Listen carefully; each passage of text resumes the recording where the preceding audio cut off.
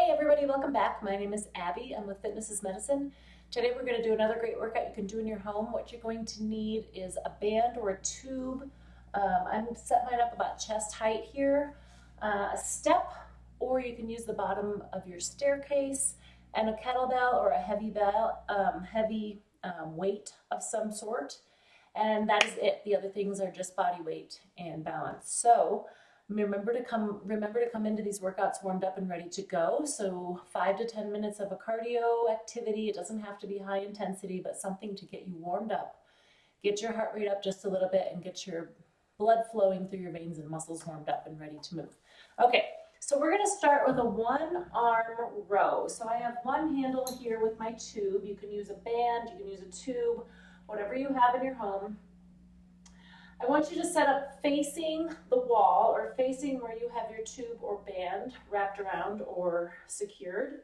And we're going to use one arm. So we're going to pull back, and I want you to keep your torso stable facing the wall or wherever you have your band secured. So we're resisting twisting, and that will also call in some core. All right.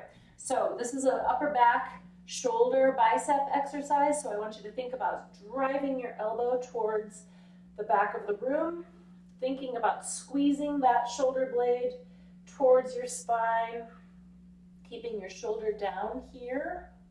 Notice I'm also in a little bit of an athletic stance. So my hips are bent, my knees are bent, my weight is in my heels just a little bit here because I'm pulling against this weight. 7, 8, 9, and 10. All right, now we're going to switch sides.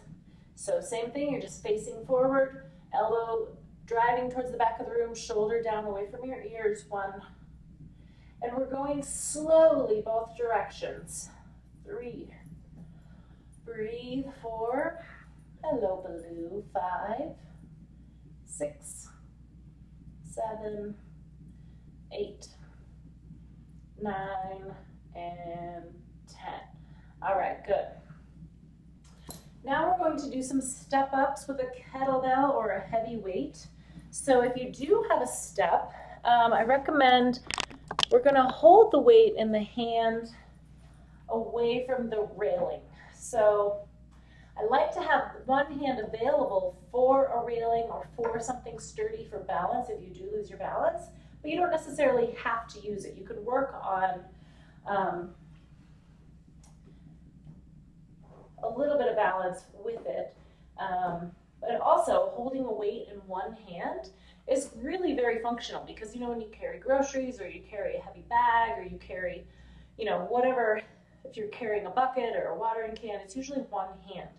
So holding a weight in one hand makes your core also have to engage to think about keeping everything up here stable.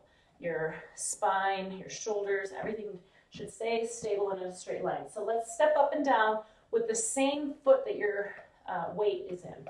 So we're gonna go 10 times. I just have a little step stool here, so it's not perfect, but it works. If you don't have a step in your home, you can use like the front step going into your house. You can use a staircase.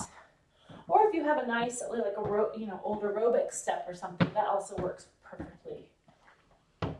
8, 9. I'm stepping up and down with the same foot each time here. 10. All right, now we're going to switch sides. And I will switch my weight and switch feet. So 1. And also, if this does not feel very challenging to you, there are a few ways to make this more challenging. 1, do more. So you could do 20 or 30. You could get a heavier weight here. If you don't have something very heavy, you can get a bucket and fill it up with sand, or lots of different ways to carry heavy weights. You can get a bag and put, some soup cans in it.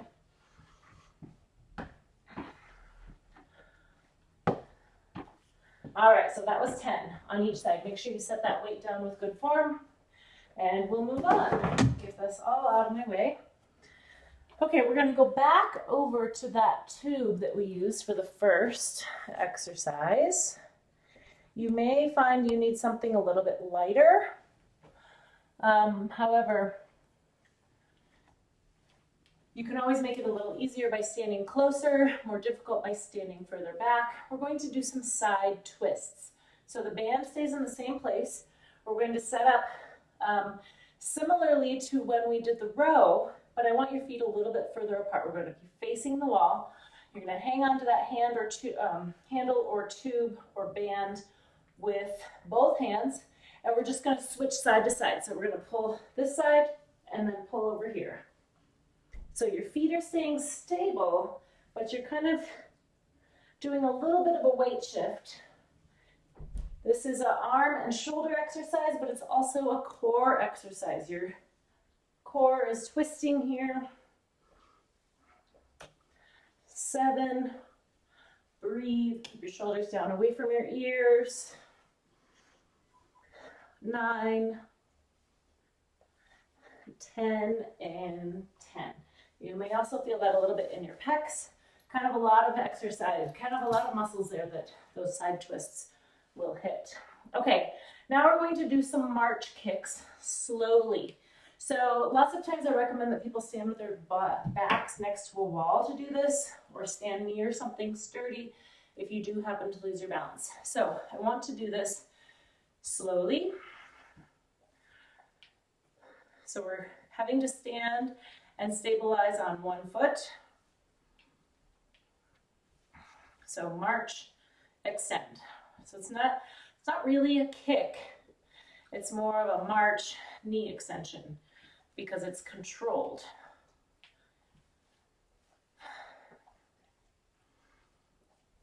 See if you can, the slower you do it, the more challenging it is. 5, 6. Now also, when you go to stand on one leg, make sure that's nice and stable and it's not falling out to the side like that. You're standing up on it nice and tall. 8,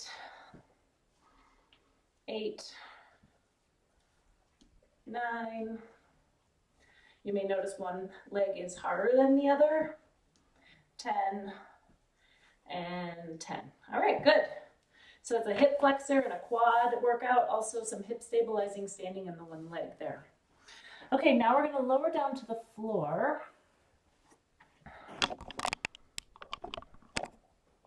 For some bicycle abs. All right, move this over just a touch. You can see Baloo hanging out with me. All right, so we're going to lie down on your back with your knees bent, your feet flat on the floor. This is the same position we started lots of exercises in. So before we start, you want to think about flattening your back to the floor. That's a really important one with this one. We're going to do bicycle abs. So all you're going to do first, we're going to start with, if you know you can do these, go ahead and start. With maintaining that flat back, switching your feet back and forth. If you can't maintain a flat back or this hurts your back, do it a little bit more bent. So don't straighten out that straight, the straighter leg. If that feels okay, let's do one leg out straight without touching the floor. Still maintaining your flat back here. If you need to, you can stop, readjust, really keep that core nice and tight to keep that back flat. Otherwise, your back wants to kind of take over here, especially if you have a weakness in your abs, your different parts of your core, and your back will want to kind of arch and kind of help take over, and that can hurt, and we don't want to destabilize anything. Everything needs to be nice and tight here. This is the ultimate here, keeping that back flat. 3.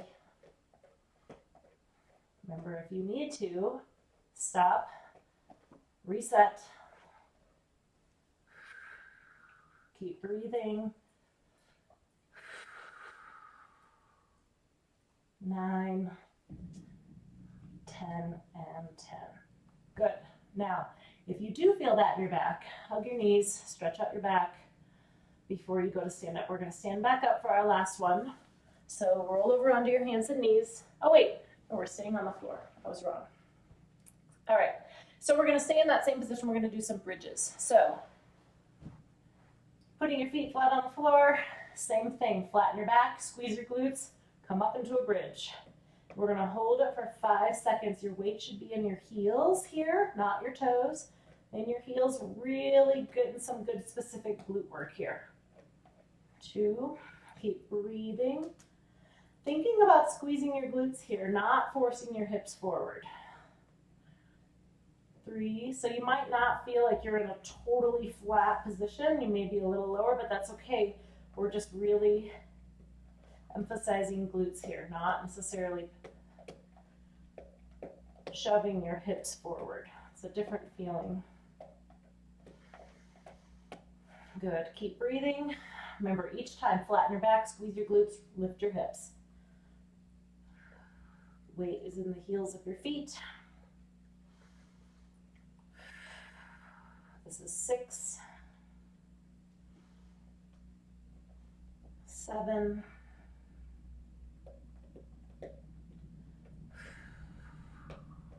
8,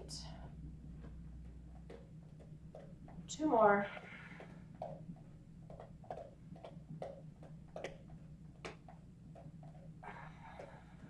Remember, flatten your back, squeeze your glutes, lift your hips. And 10.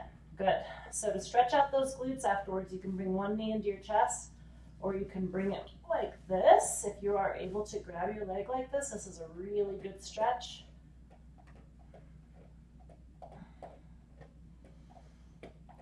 I'm not going to hold it for 30 seconds, but if you are doing these at home, do them for 30 seconds. If you are unable to get into this position, you can use a stretch strap or a belt or a dog leash, something like that, to hold behind your legs if you can't quite reach there. Or you can just sit in this position, and this will also stretch through those glutes. Okay, remember to stand up slowly. Also, go through these 1 to 2 more times. You can add some cardio in between the circuit sets so that you can get your heart rate back up, go through these again, get your heart rate back up, make it a good full workout, following with stretching and cool down at the end. All right, please let me know if you have any questions, and keep moving, everyone. Thank you.